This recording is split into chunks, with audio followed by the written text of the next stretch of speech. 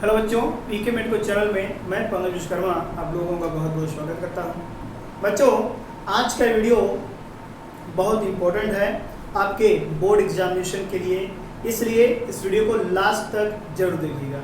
आइए स्टार्ट करते हैं अपना टॉपिक। तो हेडिंग बना लीजिए। हेडिंग का हमारा टाइटल होगा लैमार्कवाद की आलोचना। पिछले वीडियो के माध्यम से हम लोगों ने लैमार्कवाद के बारे में डिस्कस किया था। लैमार्कवाद के चारों सिद्धांतों के बारे में हम लोगों ने डिस्कस किया था।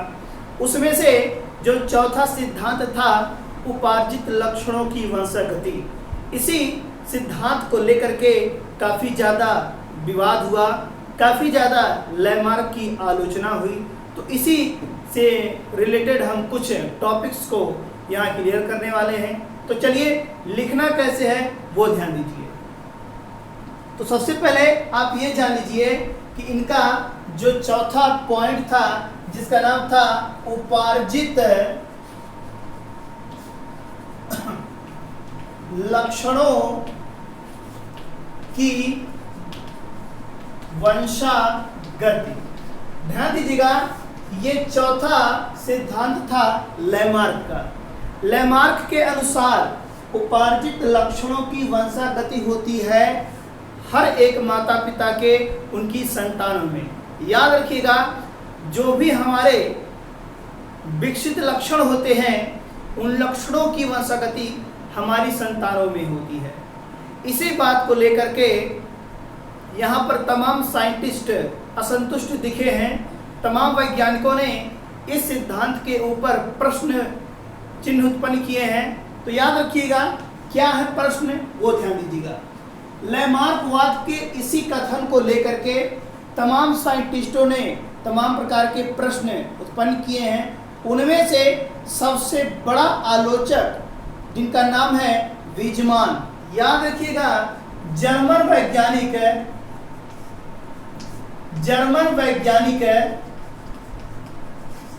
जिनका नाम है वीजमान, ये लैमार्कवाद के सबसे बड़े आलोचक थे। इन्होंने तमाम प्रकार के प्रश्न उत्पन्न किए लैमार्क के इस सिद्धांत पर। इनका कहना है, वीजमान का कहना है कि लैमार्क कहते हैं कि माता पिता के जो लक्षण विकसित होते हैं वही लक्षण उनकी संतानों में भी जाते हैं।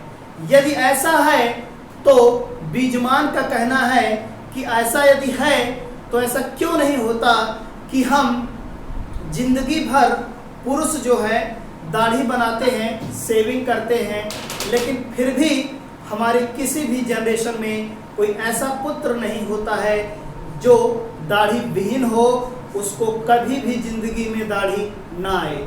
इसी प्रकार से तमाम प्रकार के प्रश्न हैं जो वीजमान ने उत्पन्न किए हैं लैमार्क के ऊपर, लैमार्कवाद के ऊपर।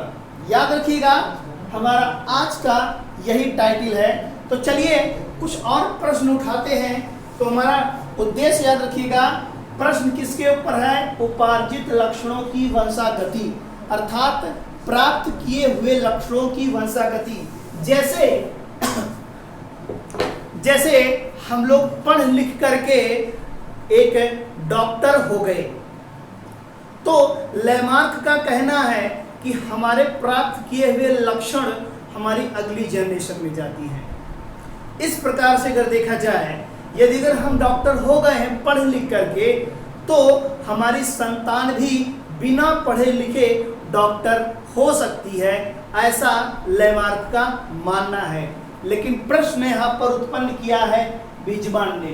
क्या कहा है?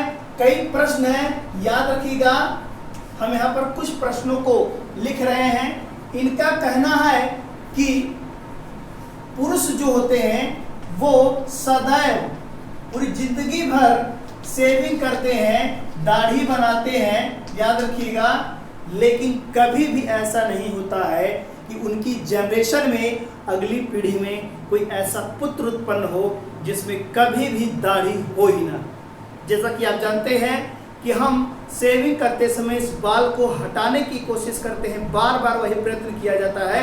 लैमार्क ने कहा था कि यदि आप किसी चीज़ को बराबर प्रयोग करते हैं, अपने किसी अंग को बराबर इस्तेमाल करते हैं तो उसका विकास हो जाता है। तो लैमार्क के अनुसार हम अपनी सेविंग कर रहे हैं, दाढ़ी को हटाने की कोशिश करते हैं, जीवन भर हटाने की कोशिश करते हैं, लेकिन कभी भी ऐसा नहीं होता है कि ये दाढ़ी हमेशा के लिए गायब हो जाए। तो यही प्रश्न है बीजमान का कि ऐसा क्यों नहीं होता है। बीजमान ने कहा, बीजमान के द्वारा एक प्रश्न और किया गया कि यदि चूहे की पूंछ को लगातार 45 पीढ़ियों तक काटी जाए, किसकी, चूहे की जो पूंछ होती है, चूहे की पूंछ को काटी जाए लगातार 45 पीढ़ियों तक या इसके आगे भी जितने भी चूहे के बच्चे उत्पन्न हो रहे हैं सभी की पूंछ काटी जाए, पीढ़ी दर पीढ़ी काटी जाए, फिर भी ऐसा कभी नहीं होता कि अगले जनरेशन में ऐसा चूहा उत्पन्न हो जिसके पूंछ हो ही ना। ये तो छोड़ दीजिए, थोड़ी सी छोटी तक नहीं होती है, गायब होना तो दूर की बात है। जबकि लैमार्क का कहना है कि ये गायब हो जानी चाहिए। लेकिन बीजमान का प्रश्न है कि उपार्जित लक्षणों की वंशागति अगर होती है तो ऐसा क्यों नहीं होता कि चूहे की पूंछ गायब हो जाए लगातार काटने की वजह से। चलिए, इनका एक और प्रश्न है।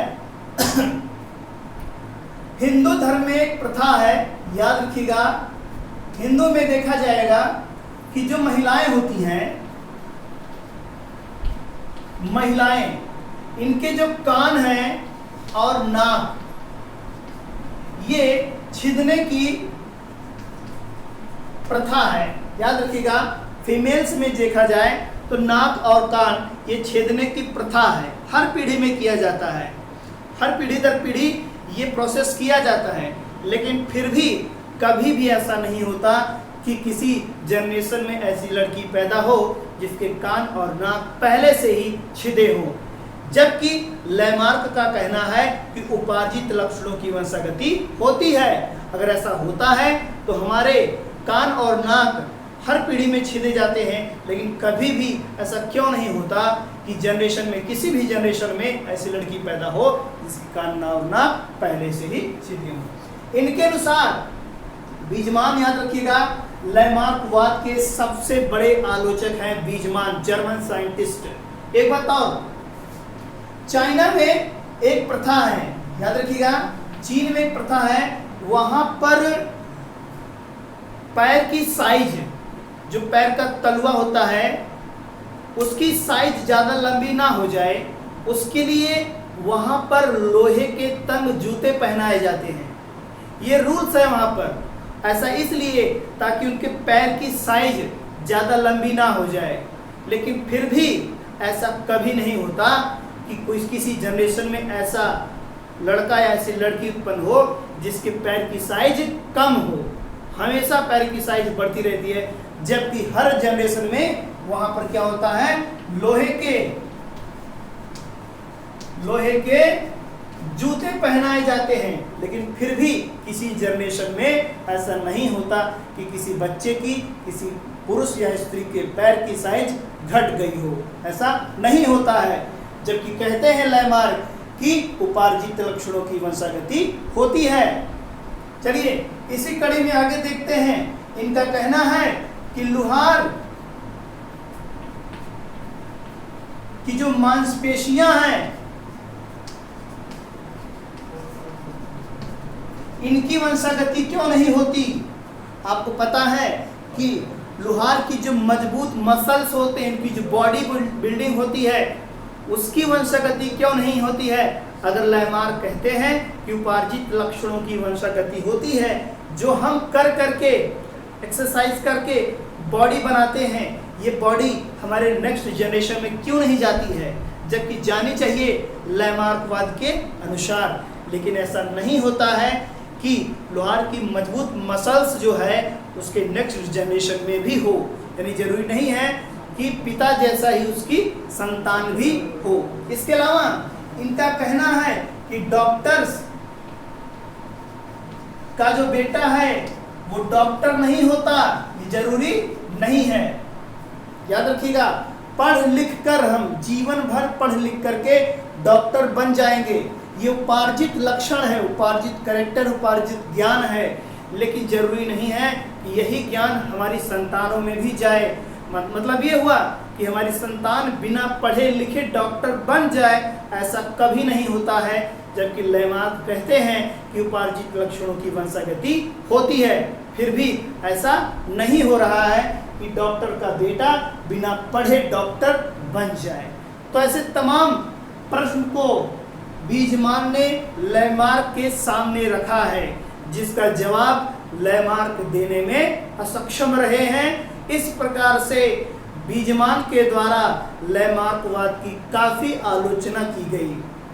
बाद में चल करके तमाम साइंटिस्टों ने लेमार्कवाद में कुछ संशोधन किए थे और एक नया लेमार्कवाद तैयार किया, जिसे नव लेमार्कवाद के नाम से जाना जाता है। याद रखिएगा, इतना लिखेंगे हम लेमार्कवाद की आलोचना में, तब जाकर के आपका एक प्रश्न 3 से 5 नंबर में फिनिश होगा। ये प्रश्न कक्षा 10 और कक्षा 12 की बायोलॉजी के सिलेबस में पूछा जा सकता है। चलिए नए टॉपिक के साथ हम फिर मिलेंगे, तब तक के लिए नमस्कार।